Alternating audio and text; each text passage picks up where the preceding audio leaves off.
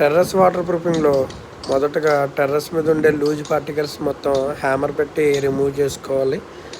మనకి క్లీనింగ్ చేసుకునేటప్పుడు ముందుగానే మనం ఆ యొక్క లూజ్ పార్టికల్స్ని రిమూవ్ చేసుకుని తర్వాత ఆ టెర్రస్ మీద ఐరన్ హోస్లు ఏమన్నా ఉంటే మనం కటింగ్ మిషన్ అయితే కటింగ్ చేసుకోవాలండి.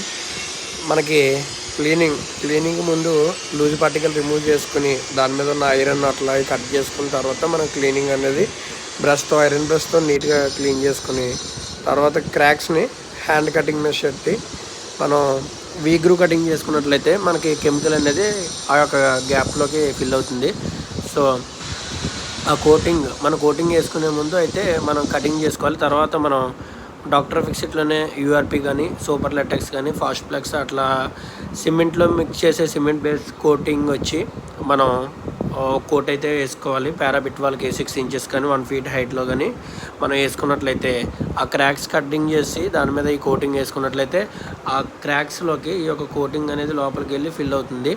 మనం పియూ సీలెంట్ అట్టకముందే మనం క్రాక్స్ కట్ చేసుకున్న వెంటనే మనం ఈ విధంగా మనం కోటింగ్ వేసుకున్నట్లయితే ఇంకా డ్రై అయిపోయిన తర్వాత లోపలికి ఆ యొక్క కెమికల్ అనేది వెళ్తుంది.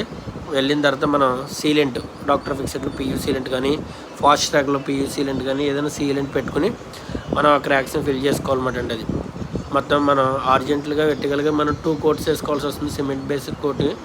అలాగే దాని తర్వాత మనకి డాక్టర్ ఫిక్సెడ్ రూఫ్ సీల్ ఉంటుంది.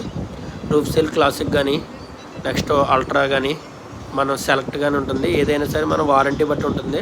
ఆ కోట్స్ అని వేసుకోవాలి.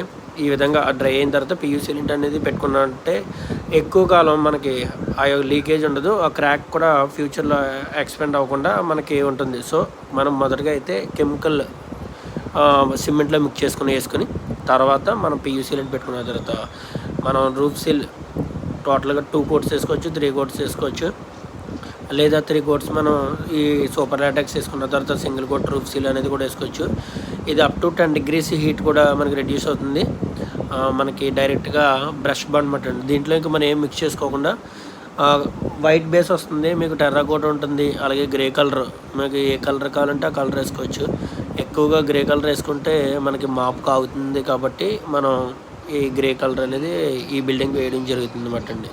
ఆ విధంగా మీరు కూడా ఓన్గా చేసుకోవచ్చు.